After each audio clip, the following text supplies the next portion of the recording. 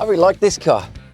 Looks really cool, but getting in and out does take a little bit of getting used to. And I'm still practicing, but I'm getting there. Looks nice, doesn't it?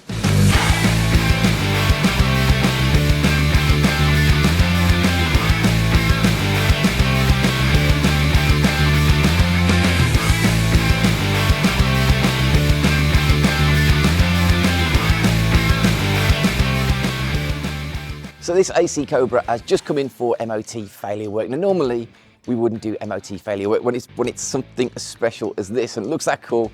How can we say no? And luckily the list of jobs is quite small. There's just 3 things need to be done to it for a local MOT station that we use. Handbrake doesn't work, headlight bulb has gone and the steering gaiter is broken. So it's not that bad to do, fingers crossed. I mean, the handbrake cables might be snapped and we might need to buy awkward parts because this is essentially a kit car, but it does look super cool. It's got loads of road presence and it's iconic, eh? So how can we say no?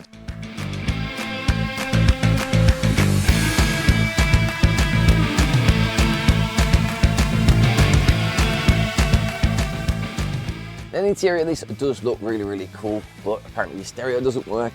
And driving it, it's going to take some getting used to. The pedals, although they look quite okay, just to look at them, they are very, very close. And the reason for that, because it's a manual gearbox, but the transmission tunnel is huge. It really doesn't leave much room for your feet down there. So it does take some getting used to, and the offset as well. So your legs are splayed over that way. So it's going to take some getting used to get, to drive it. I think obviously when you're driving, you're cruising, it'd be sweet. Round town, clutch is heavy. Takes a lot of getting into as well. You got to get your leg one leg in and a bit of a contortionist, so it takes a bit of getting used to it, especially with the roof on as well, because you can't just get in and slide yourself in. So it's a fun thing. It's the first one I've ever sat in, played with, messed with, so I don't know, I think they're all slightly different. To be fair, it is a kit car after all, but like you say, it's just iconic. It looks super cool. So the first thing I'm going to look at is the handbrake. Now apparently it's not been working great for a while. They know it just doesn't work at all, typically the same day it's took it for the MOT. So it's got a jag rear axle, which is actually an inboard rear disc brakes. It's kind of cool. It's they're used a lot on hot rods and obviously things like this as well. They work really, really well. Independent rear suspension as well, which is a lot better than your typical like narrowed 9-inch rear axle on 4-link and things like that. So they just handle a little bit better. The handbrake's not doing anything, it's just flopping around. So I'm hoping that the cable's not broken, because then we need custom made cables, which can take a couple of weeks, So first thing to do is have a look and see how it's made. The trouble with kit cars is they're all put together with bits and pieces and things that people can find, generally, anyway. And I've never seen one. It's a bit like my Aston in the way that it works. You pull it up, or you should be able to pull it up and it clicks like a normal handbrake. Drop it down and then it just drops to the floor. You pull it up again and then that can release it.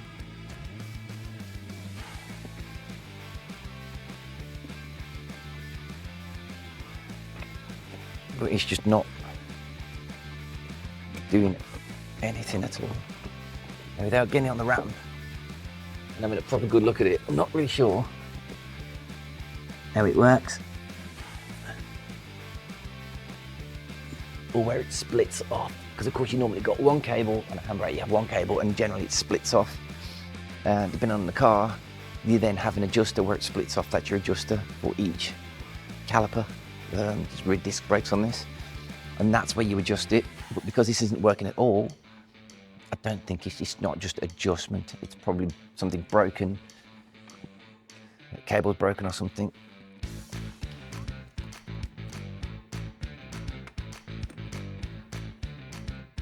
There's a load of movement down, it's just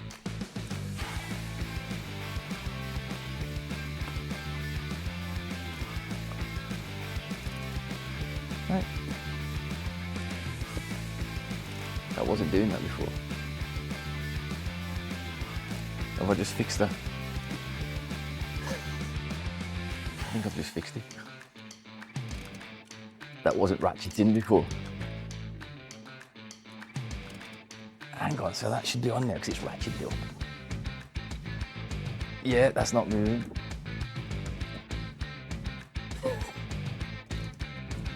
just fixed it.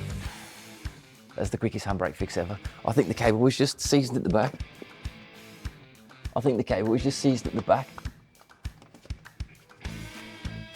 Yeah, because that cable's solid now. You pull it up, drops to the floor, and it moves. Cool. First problem solved. That's the easiest. I wish every job went like that. Brilliant. Absolutely brilliant. Fixed. I didn't expect it to go that easy. Next job, headlight bulb. That one should be another easy one. He says it's probably electric supplied or something now, isn't it? That should just be a bulb, hopefully. Cool. Love it. So 427, what sort of power is that making? I haven't got a clue. I mean, I'm guessing it's a 427 because it says on the side, but that could just be a badge, right? But let's Google it. 427. I mean, it is a kit car, so. Ford small block. Normally produces 500 to 600 plus horsepower. That's insane. That's like 2-to-1 power ratio. There's one there, 686. Yeah, 686 brake horsepower, 7,500 RPM. Love that car with no traction control, no ABS. That's stupid. That's absolutely mad. Wow, you're getting into a lot of trouble in this car. So I've not looked at the engine on this yet, and I'm keen to see what it looks like as much as anything, because on the side of the car it's saying 427. That looks pretty big, doesn't it? That looks pretty smart. I mean, I can't tell just from looking at it if it is actually a 427 or it's just a 350 small block or whatever. But it's had some money spent on it. Nice carb. I mean, it's had the dress-up parts on it. It's got some exhaust wrap on it. Chrome alternator. I will message the owner and see what power this has got and see if it is a 427, because I did have a little Google on a 427. They start at like 550 brake horsepower. And 500 brake in a car like this is insane. This can't even weigh a ton. There's no way this car even weighs a ton. And like 500, 600, 700 brake horsepower in this is just gonna be scary, especially in the wet. It sounds cool. That's nice though, isn't it? It's neat. This is just gonna be absolutely insane. Right, next up, anyway, get back to work. The steering gaiter is ripped on the front. Now we don't know what steering rack it's got either. So I'm gonna have a look at that, see if there's any part numbers on it or anything. Start having a Google and see what, hopefully you can see what rack it's off. Then we can get a steering boot for it, take that apart and replace that boot as well. Hopefully get this MOT, then get it passed. That's cool. You've got both your sides. Yeah. Get this side, your headlight this side is Oh, it's that's the knackered one then? Yep. Cool. Okay. That fuel pump is noisy, man. That's the wrong headlight, Darren.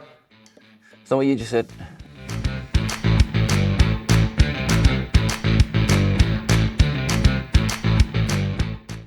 It's the thing with cars like this, it's like, okay, that's obvious now, but sometimes they'll just put whatever colour wires there, and so you've got to take note of what you're unplugging, because it's not just a simple plug. Okay, so this is just like a standard 7-inch headlight.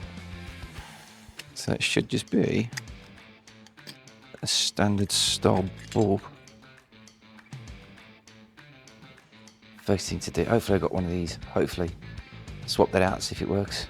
If not, we'll start testing and see what's wrong. So I've got a spare, but I'm just gonna test the bulb. Try not to touch the bulb. Literally plug it into there and see if that works. That's not good. All right, that's not good. So it's not the bulb then. So I'll have to look for fuses. Bummer. I was hoping that was going to be an easy fix. So I'm just going to see if we got power to this or not. Because I don't think we will have. Because to be fair, it looks like it shares the same earth as the side light. Nah, we've got no power at all. Okay, hopefully it's just a fuse then. But then why didn't it blow the fuse? I'm hoping one of these is the fuse. That's a good one. That's good. That's a good one. That's a good one. That looks like a good one. Damn. I mean, there might be other fuse boxes on the car. I don't know. But all those fuses are good. And I don't know which one goes to the headlight anyway. This is trouble with custom cars. So that's flashing, yeah. That's another toggle switch. That's trouble. I don't know what any of the switches do. Test which cable is the main beam. Then because the different colours, I can then hopefully find at the fuse box the correct colour for the headlight. I can trace the cable rather than anything else. Well, that's bright. Volts, that says the blue and white. We need to find. Okay, I'll have to look under the dashboard, see what cables go where. Maybe just pull the switch out. It might just come off the back of the switch if they're separate off the back of the switch. And generally, headlights are fused separately. So if your one goes, you've still got your other headlight. So generally, you would have a separate fuse for each headlight. But that's generally talking. This is a kit car, so who knows? I can't see down the back of the torch on. Nope. Can't see nothing. Okay, hang on. I said blue with a white tracer, didn't I? That is blue and red, and we've got a white and red. We've got a brown and blue. So I'm guessing the colour, the cable changes colour somewhere between there. So it might go from there to a relay, which is probably the way it works. So the switch switches a relay and then it goes from the relay to the headlight. So, where are the relays? I don't know. It's going to be fun. Hopefully there's a fuse box in here because... Oh, hello. That's 2 amplifiers. No way, I mean, it stinks of fuel in here. It's 2 amplifiers. Crossovers. They only said that the stereo doesn't even work in this. I'll be very surprised if it doesn't. But the weird thing is, there's 2 little tweeters on the dashboard. There's no speakers in the car apart from an 8-inch sub in the back, which I'm guessing that's a little box for it. So it's a bit of a weird setup, especially 2 big amps like that.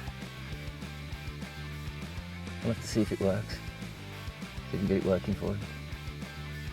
But it doesn't solve the problem. I still can't find a fuse box. Oh, there's 2 speakers there. I guess someone never got around to putting them in. 2 speakers still in the box, brand new. Okay, this is the problem with electrics when you're messing about with custom cars. I don't know how the person that built it wired it.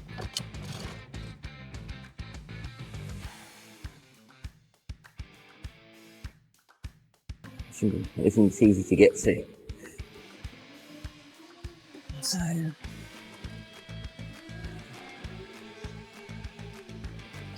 tracing cables. So this is the good thing with custom cars, you can get to everything generally. I can feel the cable at the back, I go through the it's through to the inner wing. So you can trace the cables back. It might just be a bad connector somewhere.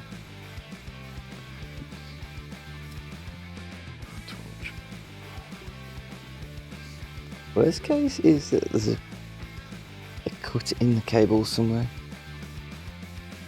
within a sheath, which is unusual, but it can happen. So they go from there, go into there, get into here. Yeah, they go into those connectors there. So I need to get into these connectors there and see if we've got power at those, which is really awkward. So I need to cut some of those tie wraps to get into that. Just that one there to get. So the blue and white does go back into blue and white. It's got some sheeting on it. So if I test that one there, If I've got power at that side but not the other side, we just know it's a bad contact. That's best case scenario.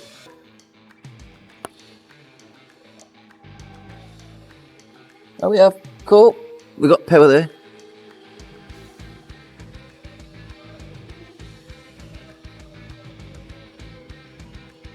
Come on, read properly. I just saw 10 volts at. Yeah. Okay, cool. All right, so we've got 10 volts there. So then, well, we ain't got 10 volts here. So hopefully that. Come on, put that there.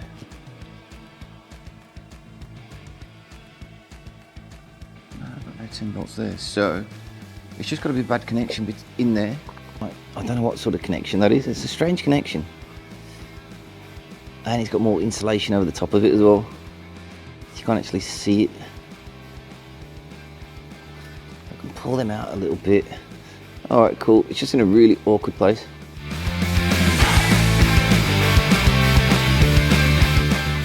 Cool, so that's done. So let's see if I fixed it before we start putting all the headlight and everything. Both work, yeah? Cool. Bad connector. Which was this bit. It was just that. Obviously it's in there, it's just, it might have gone like a dry joint in there and I couldn't push them together. I can't even pull them out. Sometimes if you could, you know, it's just like a through connector. You've got little crimps in there and it just pushes together. You should ideally be able to pull them out. You would clean them up, push them back together again. It probably would have made connection, but it didn't. And it does look a bit, it just looks old and you can tell it's corroded in there. It's got a little bit of green in there. It's all that, it's just bad connection. So awkwardly, I'll put a new through crimp on there, I'll tape that up, make that nice, get the headlight back in.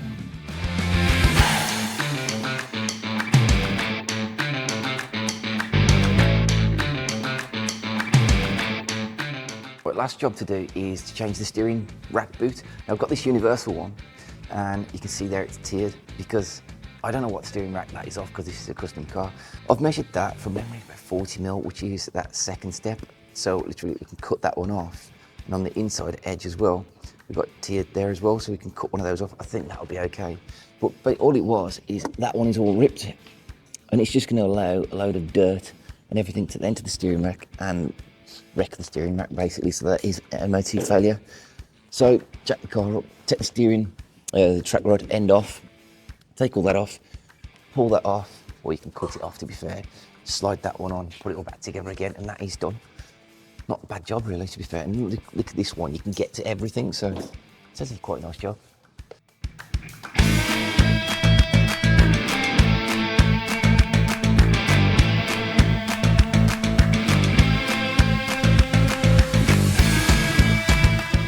And that is it, it's all finished. Luckily, it was quite an easy job at the end of it, which is unusual for us. And it's really nice to work on a cool car like this. So last thing to do, get in it, take it for the MOT.